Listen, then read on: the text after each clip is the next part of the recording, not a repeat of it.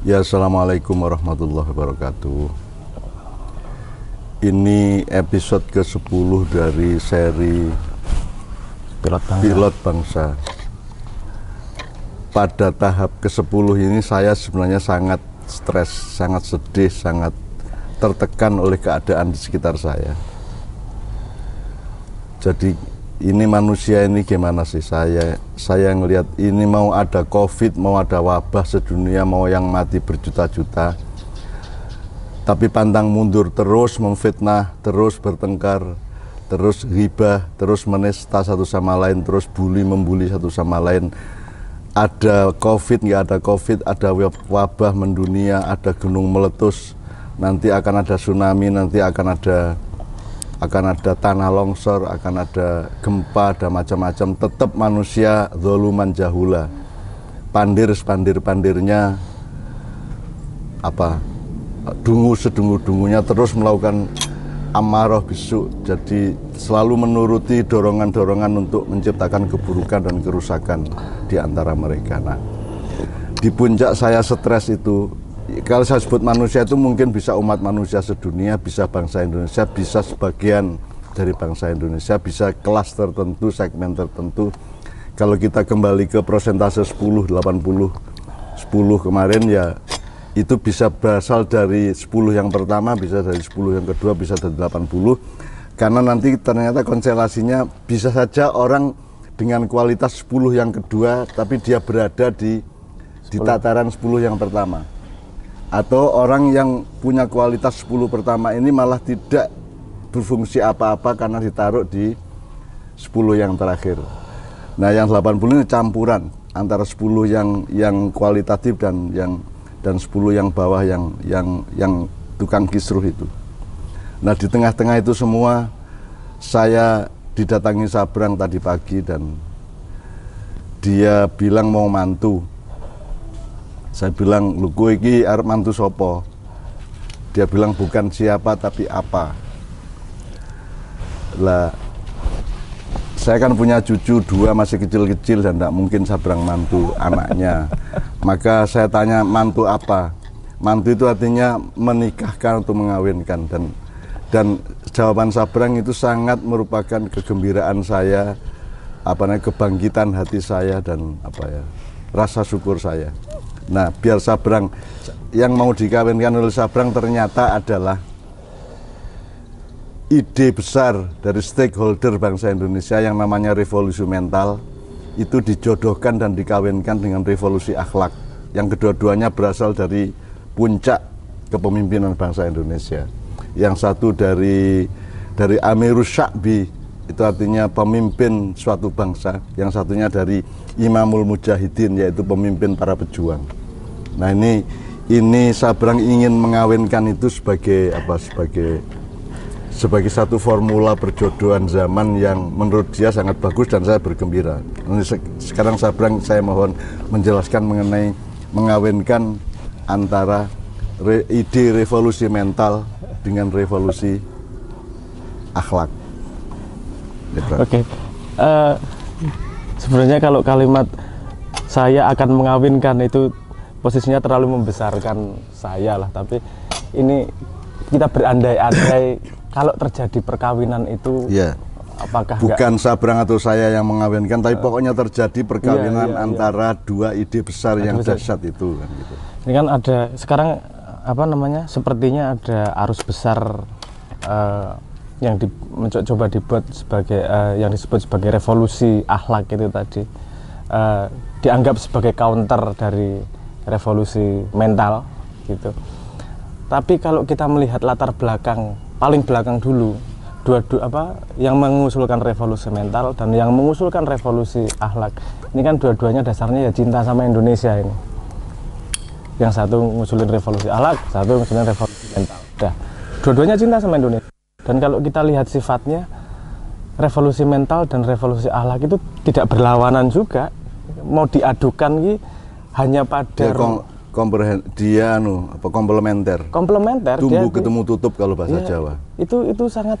Sabrang kemarin menggambarkan revolusi mental dan revolusi akhlak itu seperti kalau kita goes, yang genjot itu mentalnya, tapi yang menentukan setirnya Akhlaknya. itu akhlaknya kan begitu. Nah, kita butuh kedua-duanya.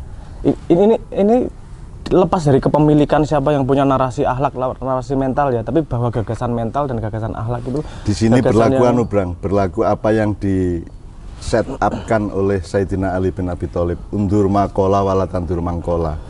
Jadi lihatlah apa yang diungkapkan dan jangan dilihat siapa yang mengungkapkan. Nah, yang diungkapkan adalah satu revolusi mental di awal pemerintahan yang sekarang.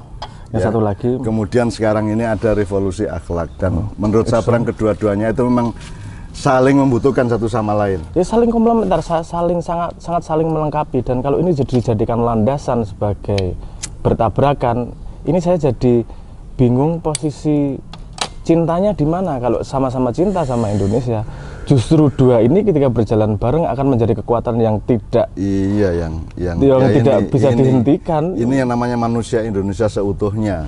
Ya. Jadi mentalnya kuat, akhlaknya. Kalau kita ambil agak ilmu lugawiyah bahasa dulu ya. Kalau mental itu kan berarti ada kiri kanannya, ada moral, ada intelektual, ada spiritual, ada macam-macam. Nah, mental itu sebenarnya mungkin kalau dalam bahasa sehari-hari kita kenal berani apa tidak, itu soal mental, bukan soal moral. Ya, terus kerja keras apa malas itu mental, ya kan gitu. Jadi misalnya, jadi kamu mau genjotnya beneran apa enggak, kalau goes gitu ya, itu berarti mental. Jadi kata mental itu sebenarnya kan harus kita kenali kembali bahwa manusia itu punya komposisi atau rangkuman dari berbagai unsur kejiwaan dalam dirinya yang ujung tombaknya atau yang landasannya adalah mental itu. Jadi ada orang yang sangat bersemangat untuk A tapi loyo untuk B. Nah, sekarang mentalnya ini akan dikawani, dinikahkan dengan akhlak supaya dia beraninya itu berani apa? Bukan berani mencuri, berani korupsi, ya, bukan berani bertengkar, tapi berani untuk memperbaiki keadaan misalnya gitu ya. Berani membangun. Sementara kalau kata akhlak kan dari bahasa Arab, itu kan berarti kan mirip-mirip dengan ada makhluk, ada kholik, ada khuluk ya. Jadi akhlak itu kata sifat dari makhluk yang dibikin oleh kholik kan gitu. Jadi ada istilah husnul khuluk, itu adalah perilaku yang sebaik-baiknya dari makhluk yang diciptakan oleh kholik kan gitu. Nah, akhlak adalah rentangan nilai di mana manusia menghitung kemudian mengambil keputusan untuk berperilaku baik ke arah mana, urusan apa dan seterusnya. Maka ada akhlakul karimah, akhlak yang mulia dan seterusnya itu. Nah, jadi ini perkawinannya akan menghasilkan manusia dengan mental yang sangat kuat tapi untuk perbuatan yang sangat baik. Ini kan perkawinan yang menurut saya ini ideal, ini hadiah zaman ini. Itu menurut saya hidayah dari Allah. Itu menurut saya anugerah. Itu betul-betul membuat saya bergembira dan bersyukur kepada Tuhan bahwa kita punya cita-cita lah paling tidak itu. Yang di depan mata, dan itu bisa hanya satu langkah, bahwa akan ada kerjasama atau komposisi atau kooperasi antara berlangsungnya mental yang kuat, yang benar, yang tepat, ya, yang punya etos macam-macam, kemudian dengan akhlak yang mengarahkannya ke arah yang lebih baik dan mensejahterakan. Jadi kalau orang selama ini banyak teman-teman yang bilang Sabrang sama Mbah Nun itu kan tidak jelas sikapnya, bela A apa bela B kan begitu. Bela mental apa bela akhlak kan sekarang, bela mental apa sekarang kita menjadi bergembira karena jelas yang kita bela adalah komposisi atau pernikahan antara akhlak dan mental yang baik tadi kan gitu. Berarti kita berpihak kepada masa depan bangsa Indonesia secara keseluruhan, karena dua pihak yang Anda menuntut kami untuk berpihak ke A apa B itu kedua-dua adalah anak kita, kedua-dua adalah sahabat kita, saudara kita sesama bangsa Indonesia. Nah, jadi sekali lagi sekarang Brang, saya berterima kasih atas ide Sabrang untuk berpikir betapa revolusi mental itu apabila berkomposisi atau ditemani oleh revolusi akhlak, maka kita akan punya masa depan yang luar biasa, yang hitungannya agak lebih jelas. Iya. Sebab kalau mental tok kan setiap maling kan mentalnya kuat, ya, tapi kan akhlaknya kan Nggak baik. tidak terpenuhi syarat. Nah, ada yang akhlaknya bagus tapi tidak punya mental yang kuat. Untuk berani melawan, Iya, untuk berani iya. berbuat. Jadi kan sekarang pencetus revolusi mental membutuhkan elaborasi akhlak, dan pencetus revolusi akhlak membutuhkan landasan mental. Nah itu, dan itu ini kita bikin video ini Brang, seri ke-10 ini kalau di Quran disebut tahadus bin nikmah. Itu kita sedang merayakan atau memperkatakan, memperbincangkan kegembiraan kita yang berupa yang berasal dari nikmat Allah. Jadi kalau itu kan amma bi nikmati rabbika fahadis. Dan adapun nikmat dari Tuhan perkatakanlah, rayakanlah, syukurilah dengan memperbincangkannya. Itu ada aneh juga itu Allah. Nah kalau kita simpan sendiri mungkin stres juga ya. Mending kita berpesta dengan ngobrol dengan penuh rasa syukur.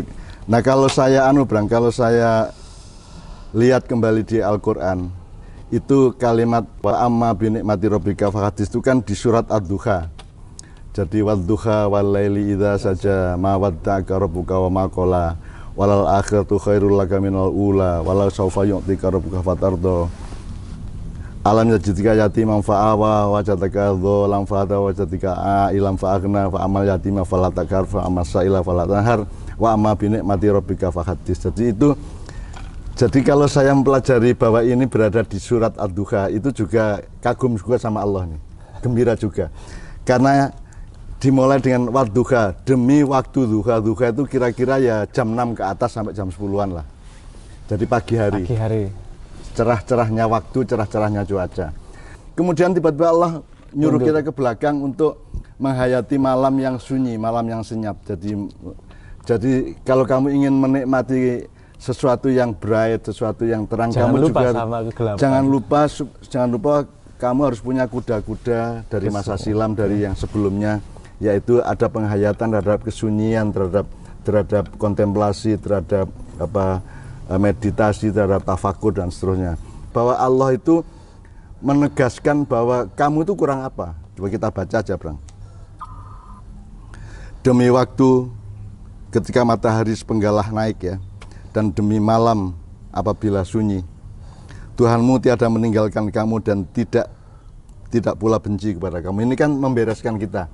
Kan selama ini kalau kita itu putus asa terhadap keadaan, kan ini Tuhan kok nggak menjawab, Tuhan kok nggak mengabulkan, dan apa Tuhan meninggalkan saya. Nah Tuhan menyatakan sini, Tuhanmu tidak meninggalkan kamu dan tidak pula benci kepadamu ya. Wa ma wadda'aka rabbuka wa ma qala. Dan sesungguhnya akhir itu lebih baik bagimu dari yang awal. Artinya kita harus bersabar bahwa akan ada tahap berikutnya yang lebih baik menurut Allah. Sekarang. Jadi yang nanti bisa lebih baik dari yang sekarang bisa lebih baik dari yang kemarin dan seterusnya. Pokoknya masa depan, meskipun maksudnya di sini mungkin akhirat ya, tapi kan boleh kita tadaburi bahwa itu pokoknya bisa. Sebab akibat ada akibat di belakang pasti yang walal akhiratu khairul laka minal ula wala sawfa yu'tika rabbuka fatardo. Dan Tuhan pasti akan memberikan karunia-Nya kepadamu, lalu kamu menjadi puas, kamu menjadi lego ya. Terus alamnya jika yatimam fa'awa, bukankah dia mendapatmu sebagai menjumpaimu sebagai yatim, kemudian dia memberikan petunjuk, kemudian dia melindungimu. Yatim ini kan juga konotatif begini Bang. Yatim itu adalah anak yang tidak mengalami fungsi orang tua. Jadi dia punya orang tua atau tidak, yang nomor satu bukan subjek orang tuanya, tapi fungsinya sebagai orang tua. Nah, saya kan pernah nulis bahwa bangsa Indonesia ini kan semacam anak yatim yang tidak ada yang ngurusin. Dan jadi terus Tuhan di sini alamnya jika yatimam fa'awa, tidakkah Tuhan mendapatimu sebagai seorang yang yatim lalu dia melindungimu. Jadi ini kan sangat menggembirakan. Dan dia mendapatimu sebagai seorang yang bingung lalu dia memberi petunjuk. Nah, kue teko isu-isu tadi itu kan menurut saya kan ini janji Tuhan, ya. Wa wajataka dholam fahada. Ketika saya merasa bingung, kue teko untuk ngomong mengenai pernikahan antara perkawinan antara revolusi mental dengan revolusi apa? Akhlak. Itu kan wa wajataka dholam fahada. Tuhan menemukanmu sebagai orang yang bingung, kemudian dia memberi petunjuk. ya. Maka sekarang kita tegaskan seperti kata Allah, fa'amal yatima fala takhar. Nah, sekarang kalau kamu menjumpai keyatiman untuk orang-orang dalam posisi yatim dalam sistem sosial, struktur politik dan seterusnya, maka kamu jangan pernah tidak memperhatikan mereka, apalagi sampai menghadik mereka, gitu. Jadi dengan Wa ammasaila fala tanhar, dan kalau ada yang minta ke kamu, membutuhkan sesuatu kepadamu, kamu jangan tidak memenuhinya, kan itu.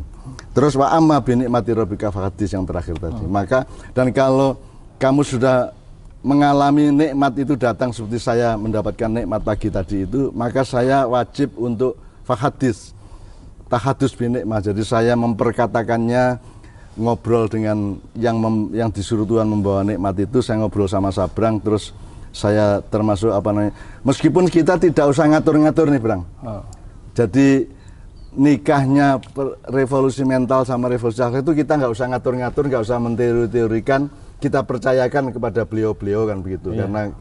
Karena pasti lahirnya adalah dari keprihatinan yang mendalam tentang bangsa Indonesia. Dari semua pihak. Dari semua pihak. Jadi saya sama Sabrang tidak akan menceramai, tidak akan menggurui, tidak akan mengatur-atur gimana ngawininnya, gimana peta masalahnya bagaimana, terus apa metodologinya, gini kita nggak usah ngomong. Yang penting kita bergembira hari ini bahwa ada petunjuk Allah mengenai pernikahan atau perkawinan antara revolusi mental dengan revolusi akhlak. Alhamdulillahirabbil alamin. Assalamualaikum warahmatullahi wabarakatuh.